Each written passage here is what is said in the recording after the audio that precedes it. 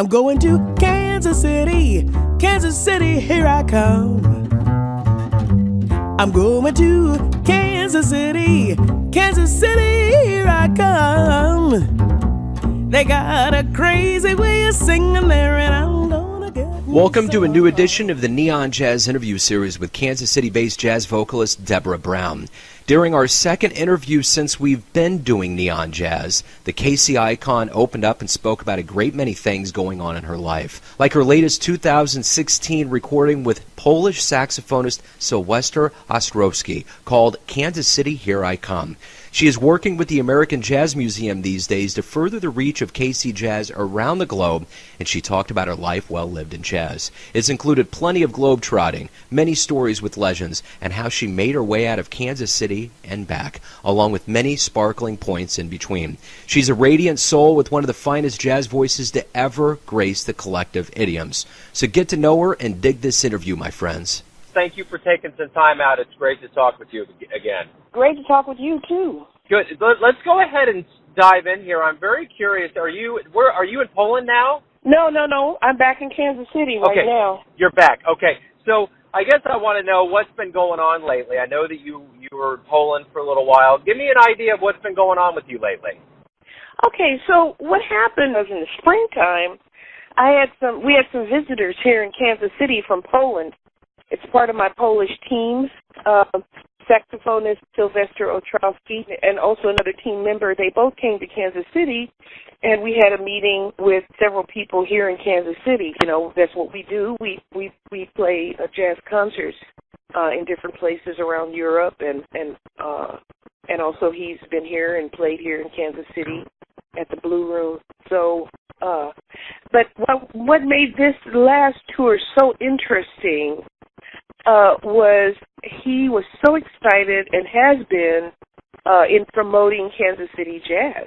And so it started off with him asking me who I would like to perform with me on a big concert that we were doing in Poland in a place called Wrocław. And I recommended Bobby Watson, and Bobby Watson was not able to come. But I recommended Kevin Mahogany, and the reason why was because not only is he well known in Kansas City, and I've known him for many years, but he's also a well-known performer, and he does workshops with vocalists there, so they're very familiar with him. And it turned out to be a really wonderful concert. And fast forward to a few months later when we had another concert tour, I invited Bobby Watson, and Bobby Watson was free. He wasn't at school at that time. He was able to come, and we had a fabulous concert with him in Warsaw, and it was a huge success, and it was with a chamber orchestra, and it was based off of the record that we had already done in November 2016 called Kansas City, Here I Come. So that was the whole project, and it just has bloomed into a huge interest in Kansas City jazz and what we're doing here. And so, as a matter of course, we had a meeting with Chepto Kozantani at the American Jazz Museum, and I think they fell in love with her, and she fell in love with them, and we were invited to the board meeting. So we gave a presentation of all of the things that we were doing at the board meeting, and they really embraced what we were doing. And that was basically promoting Kansas City jazz in Poland. But this is what happened when we took our last tour this summer.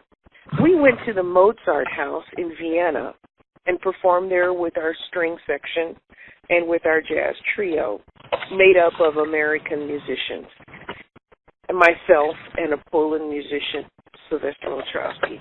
And they went bananas.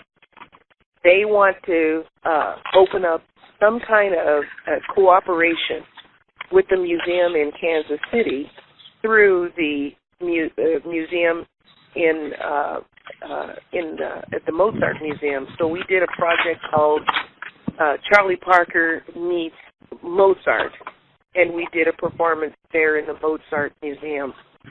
So that was that was really quite an experience. And our sponsors really appreciated what we were doing, and they want to put us in a larger venue even when we continue on with our projects with the chamber orchestra. So that was very successful, but I think the most important thing was the fact that they made a connection with our American Jazz Museum. So as a matter of course, Chepto is going to meet with the sponsors and with the mayor of Szczecin, Poland, where our team is based out of. She'll meet with them next week. And so that's what this entire project is about, because we have a gem, a JEM, in our midst in Kansas City. I think nobody will dispute that. But there are many people that are not aware of that in Europe, and we're trying to make people aware of what's going on in Kansas City, and we're doing that in our small way through performing in different countries. We performed in Sweden, we performed in Vienna, we performed in Poland. Everywhere we went, it was the Kansas City Here I Am project. And people ask about what was like to be in Kansas City. And of course, my answer is always, there are more venues that feature jazz here than any place I've ever been in the world. People had these reactions when I was there of, really, we got to go there. We have to go there. So it's going to be a go-to destination, and it should be a go-to destination, not just New York or Los Angeles, but most people go, but to stop in the Midwest and see our Kansas City Jazz Museum. And I've been trying my best to get Kansas City musicians as a part of many projects that I'm doing, and connecting people from different parts of the world to Kansas City, and it's working. So you're almost an ambassador, along with being a singer and doing your thing. You're definitely entrenched in being an ambassador for Kansas City. But I've always been interested in connecting people in general, even when I lived in Europe. I did a record called International Incident, in which there were 7 musicians from 7 different countries. I'm just interested in connecting people. If that makes me an ambassador, that's great. It's just a catchy title, but basically I think that the Jazz Museum is very important, and I think the jazz scene here in Kansas City is very unusual, and I think it's worth bragging about. Absolutely, I agree. Mm-hmm. That's why we do our show too. So your latest, the album that came out with Sylwester, the Kansas City Here I Come. Talk to me a little bit about this project. How do you feel about it? How has the reception been for this project when you performed it live? Well, the way it started was I was introduced to Sylwester through a former student who is now a major musician in New York, Joris Tepa. And he is now director of a school in Groningen where I teach in Holland. That's in the that's about 2 hours north of Amsterdam. So I go and teach there through the year. I just spend about a week each semester teaching there, along with 30 other top artists, jazz artists in the business. It's called Groningen. Groningen goes to New York, or New York comes to Groningen. That's the program. And so he introduced me to Sylwester, and Sylwester was talking to him about singers, and he mentioned my name, and Sylwester, it just a light bulb went off in his head, because 20 years before that, when he was just a young man, he decided to play jazz because of a record that I made in Poland some years ago. And this record was called Double Trouble. And he said, you still have contact with Deborah Brown? And that led to me coming to Poland, doing some seminars there, with some workshops there with some of the singers. They have a beautiful program there that allows singers from different small cities outside of the major cities to come to Szczecin, a city in the northern part of Poland. It's in a harbor, and they can come from these small cities. They would never have gotten a chance to do that, and they're actually able to learn not only music but also IT and different business ventures. And it's a lot of young people from these small cities, and they're able to be picked up in the larger cities and have their careers started and their job career started.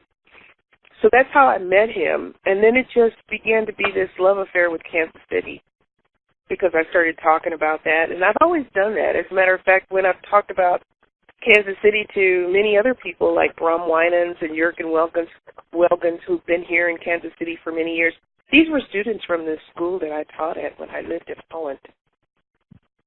And so they came here and made their careers. And so that's how that's basically how it started, was with a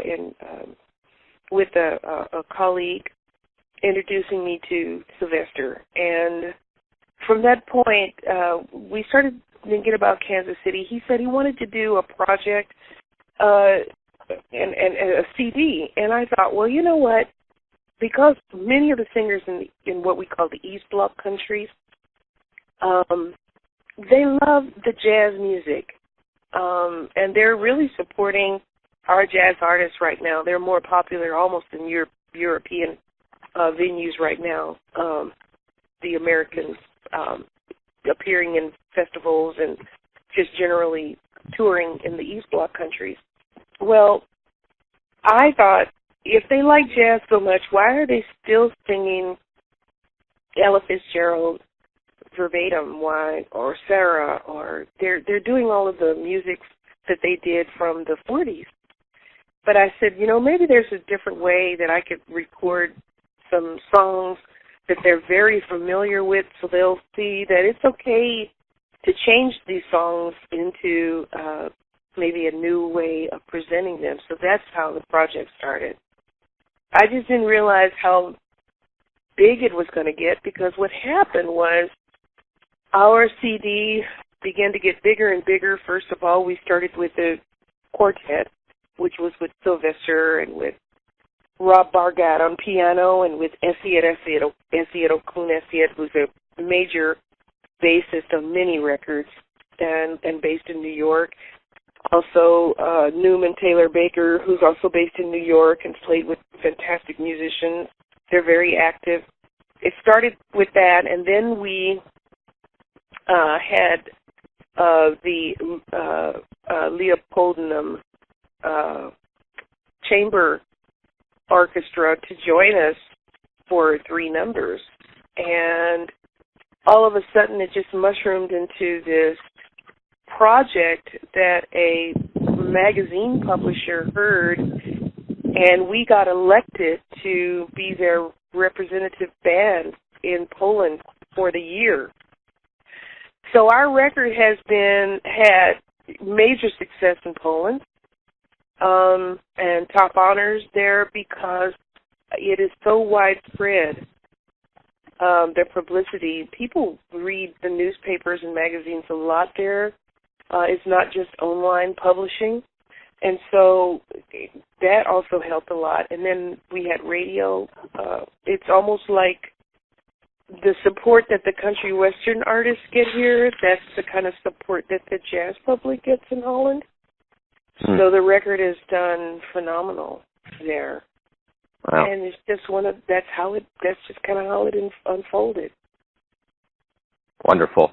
Let me go back to the beginnings of your life here and ask, what drew you to jazz and more specifically into singing? It started off in jazz.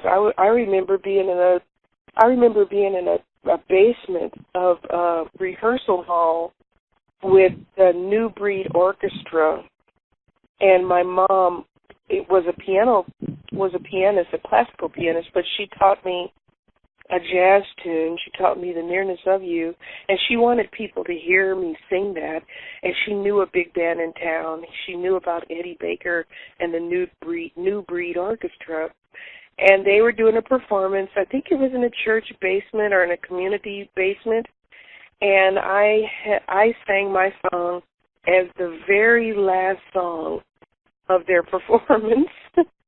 So I waited for 2 hours until they were finished, and then they allowed me to sing, and they liked it.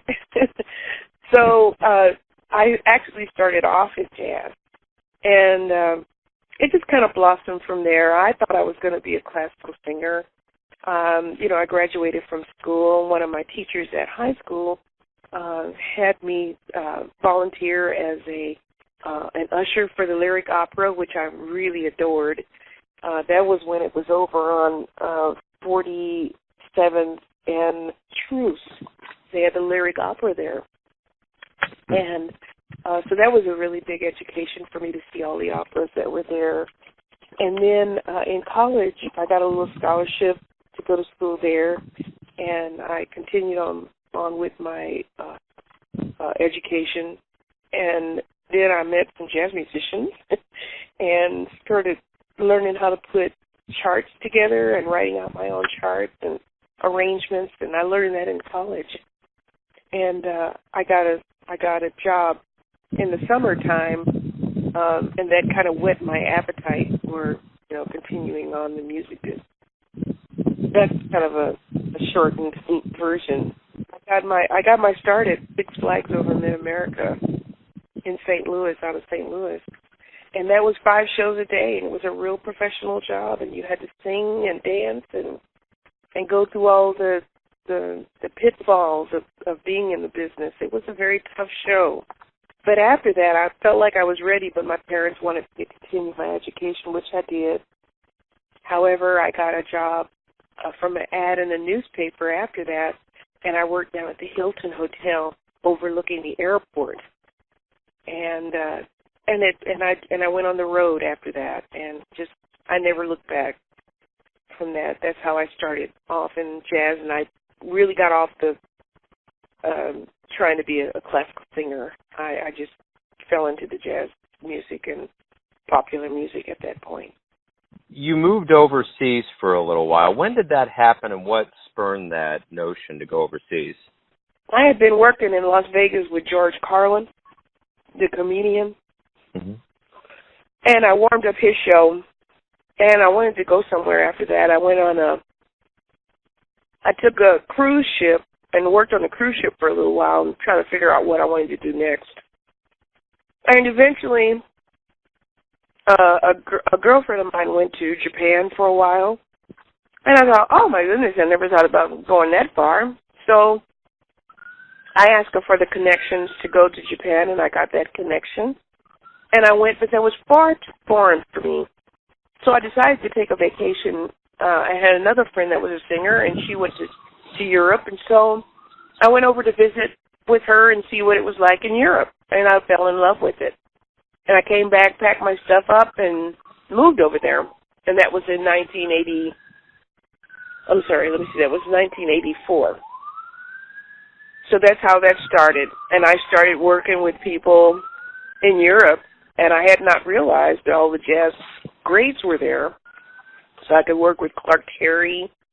I ended up working with Ed Thigpen and Horace Parlan and Red Mitchell and all the people, as a girl that my dad had listened to.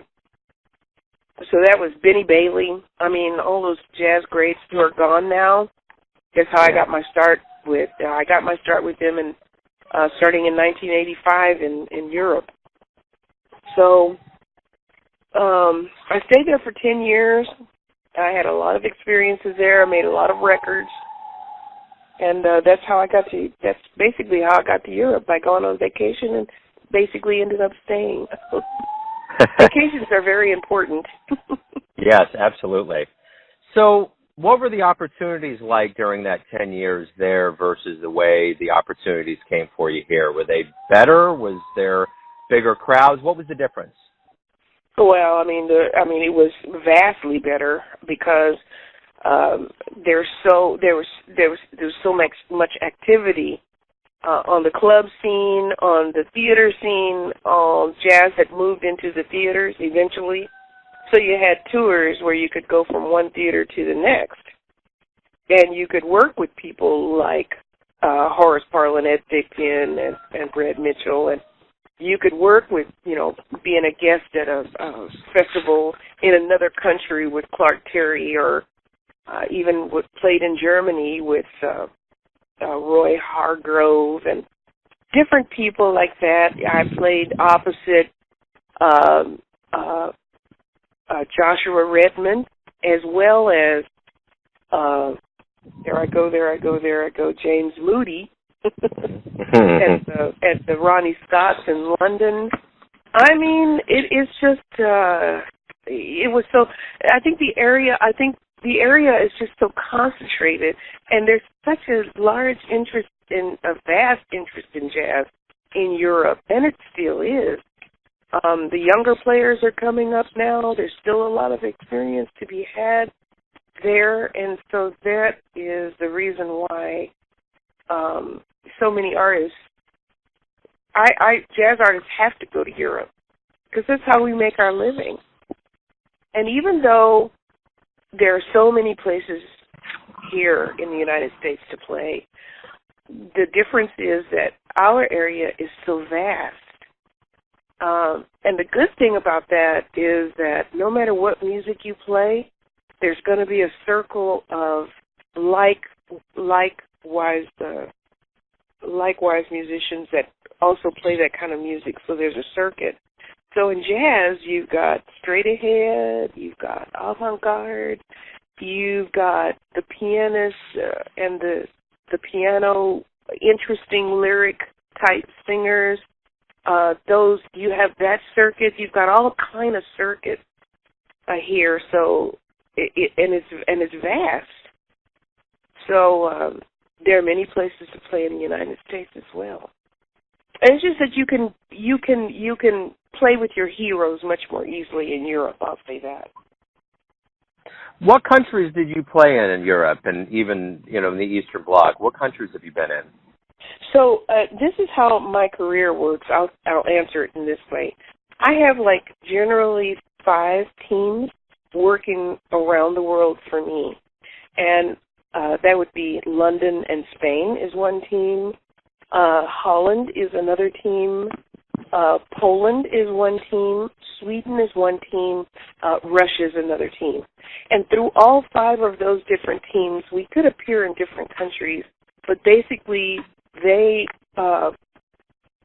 get the word out that they're available and that we have a performance that we can perform, and then the promoters or the people that are in the theaters, they'll put us on their season list. That's how that basically works. So I've been in many different countries, and all the way from Kazakhstan to Japan to Northern Africa, Algiers, Morocco, Senegal, all the way to most of the European countries I've been in, Slovenia, in the more obscure countries like Slovenia, Croatia, all of these kind of places I've been. Of course, Spain and up to London. I'll be in Finland this year. I'll be in Finland, and so. But these areas are so. Yeah, it's a vast area and it's a lot of area, but it's much easier to access, especially if you live there. But I'm still working, so. Well, after your time you spent in Europe and when you came back to Kansas City, what brought you back home? Well, there were a few factors. We owned a house in Holland, and we felt like we could downsize by moving back to the United States, and also I wanted to kind of concentrate on my career in the United States. I wanted to work a little bit more in the States because I felt like I was getting too far away, and I and I still am. But it doesn't matter anymore. Because of the internet, it really doesn't matter where you live anymore. So that's one of the reasons I moved back. So, but there are many reasons I moved back. And I'm really happy. I'm happy to be here. I'm happy to be back in Kansas City. I lived for 10 years in the Atlanta area, but I'm glad to be back in Kansas City. They have the kind of artistic support that I need here to keep myself interested and active. So do you travel around the United States and perform? I'll be in Knoxville working with the Knoxville Jazz Orchestra, for example, in September. I go to a lot of different places in the United States. Let me ask you this about your singing and what you choose to sing. Why do you choose the music that you do to perform to? What attracts you to the music that you use? You know, I try to stay positive. I try to stay positive because that's how I like to live my life. And I like to challenge myself to sing music that is not easily accessible, yet is friendly on the ear, because that's the way I see it, that's the way I like it. I like to do things that are slightly avant-garde, but mostly the biggest thing for me is the melodic structure of music. I love to do that because I feel like if you have the ability to do that, you should do that. You shouldn't dummy down. And I also feel like I remember years ago I had a conversation. I have a conversation with Toots Thielemans, the famous harmonica player, and he used to tell me all the time, "You've got to make the audience cry." And I always remember thinking, no, you have to make yourself cry before you can make an audience cry. You can't literally cry yourself because who likes to see a performer crying? However, you can share how you really feel in your voice, and it translates to the audience where they actually have a physical reaction. Yeah, I like that. Let me ask you this: who have you performed with over the years? You've mentioned some names over the course of our interview so far, but just kind of a list, so to speak, like of folks that you've played with, and anything that really pops out to you that's just memorable about your career and how they influenced you. Maybe moments where you felt emotional, or they hit you in that spot where it just made you remember it or feel right. Well, I've got a list of people that I played with, online. But people that I personally played with, I mean, I was just listening the other day to, and I've mentioned him before, Horace Parlan. I mean, he and Ed Thigpen really touched my life. And so they taught me a lot about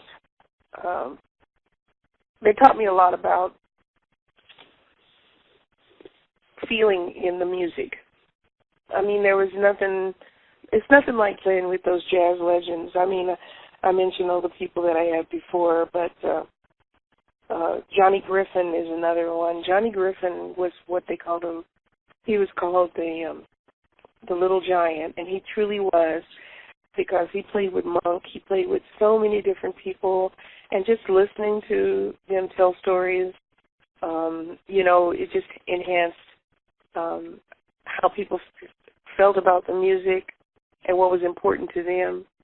And it's, for them, it's all about the music. It's just the music is in their lives. It was really the most important thing for them personally, and the people that they played with. So that's kind of what it taught me, and how important it is to keep the standard of the music on a high level.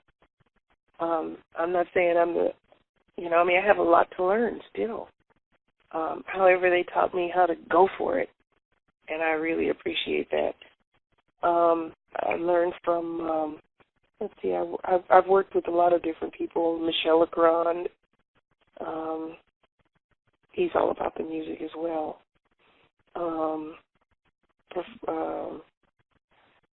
Slide Hampton, I made my first record with Slide Hampton. All those guys really taught me how to be kind to people, how to be kind to musicians. Slide Hampton was very, very kind. We spent 12 hours in the studio making my first record in Europe. 12 hours straight. Wow. And he was kind from the beginning to the end. And when you concentrate when you concentrate that much, your nerves can be frayed, tempers can flare. It was professional from the beginning to the end. That's what I learned from people like that. So many people I can't even begin. Dorothy Dunnigan was. A lot of people don't remember some of those names, but they were major players when they were around, and you can still find them online. But Dorothy Dunnigan, she was a virtuoso, and she knew people like Mary Lou Williams. She knew the women musician because she was a pianist. She knew all of them. She was in New York. They played cards together. They acted like they didn't like each other in public, so they could have publicity around them. I mean, things like that. I mean, how else would you hear stories like that? But it was in those days.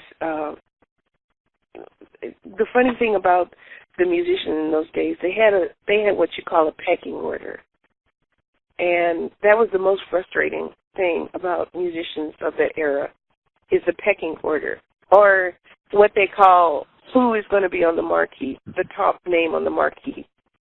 It was something extremely important to them, and I never could understand that, being of a different generation. And I still don't understand that. I refuse to, be involved in. I don't care whose name is below mine or above mine. It doesn't matter. To me, the most important thing to me is the music itself. So, but that was the funny thing to watch them in action. I did a performance once with an all-star band shortly after Sarah Vaughan died. She died so unexpectedly. And she had concerts that she still hadn't performed. And I got a call from a promoter saying, please, we just can't get anyone for this concert. We thought about you first, and can you please? I said, as long as people know I'm not, quote-unquote, filling in for Sarah Vaughan, because it's not possible. And so they advertised that as well. I wasn't filling in. I was Deborah. And I'm just, doing this job that she was not able to be in. And it was opposite Mel Torme. So the band consisted of some fantastic players, and but that pecking order was there. They couldn't make any decisions until Clark Terry arrived, but and then he would make all the decisions, and it was a go from there. Well, thank goodness I'd already performed many times with Clark. We were good friends, and everything went along smoothly, but we couldn't do anything without him there, and his flight had been delayed. It was just so funny to see people like Harry Sweets Edison and Teddy Edwards, saxophonist out of California, all very seasoned players. Who else was in that band? Ed Thigpen was in that band.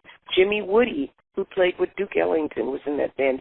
Kenny Drew was in that band. I mean, this was a fantastic band, and we had a huge performance that we had to do, and I was really nervous because the time was running out, and but anyway, but we performed, and they were so cool, and everyone performed beautifully.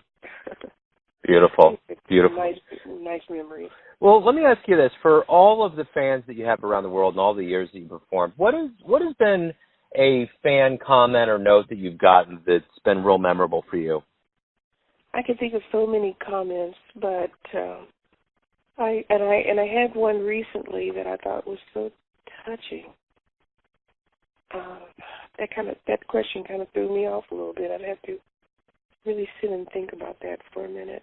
Sure. I have had so many, like people will call and or contact me and ask if, I can sing at their wedding because of different pieces of music that I've performed that they felt it was important for me to be at their wedding, which to me is a real personal, that's a beautiful request. That's a real compliment, and I can't think of anything specific, but I know that I have been touched by people's. The only reason I'm still doing this is because of comments like that.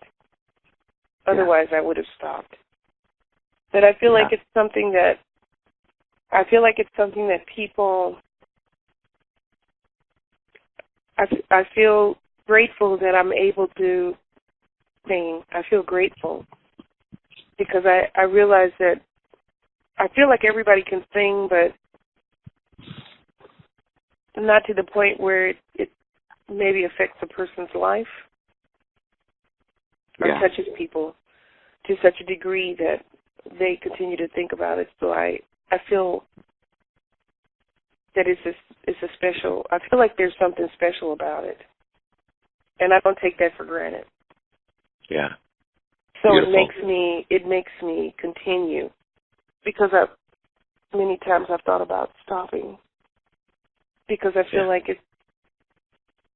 I don't want to take away from some young person that started and they need that space. But then I came to the conclusion that if you get invited to a festival once, it will take quite a number of years before you're invited back because people need to see a variety of artists.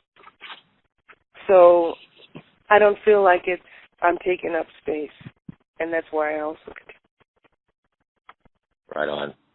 Let me ask you this: what's the future look like for you? What do you have planned, and what do you see is your future as time goes forward? I feel like when you're in your 20s and 30s that, people don't know who you are and they don't really care too much about who you are. And then when you get in your middle ages, they say, oh, they're still here? Okay, I guess I better book them because something is happening here. And when you get a little older than that, they go, well, I better book them before they die. And that's kind of how I feel about it. So makes sense. It makes sense. I remember going performing at this was a memorable event, but I performed at the Jazz Jamboree, and I think it was 1987 because I just talked to Essie and Okun Essie, and he was also on that, and he didn't realize it, so we just talked about it. But I think he was playing with Art Blakey at that time, and we were on an airplane from the Jazz Jamboree in Warsaw, Poland, in I think 87. I was on that performance with my group, and then we got on the airplane and we went to Tbilisi, Georgia, in Russia, 2 weeks before the war. And Art Blakey was on that plane, and I was like, the funny thing about that tour was that Art Blakey he turned 80 years old or something like that, and he had two bands with him. He had Art Blakey Old and New, and they were all touring with him. Great musicians, Benny Golson, who I know very well, and Curtis Fuller, and anyway, it was a great performance. But it was like the entire year everyone was celebrating his anniversary because I think he was 80 years old, and every gig was extra special for him. I thought to myself, it never ends when you get to that when you endure that long. Everybody wants to see you. I'm really glad I got a chance to sing with Art Blakey. Yeah. Yeah. I mean, I wasn't hired, but he wanted to hear me sing, so. And he was half deaf at the time, so he played pretty loud. I hope he could hear me. Beautiful. Beautiful.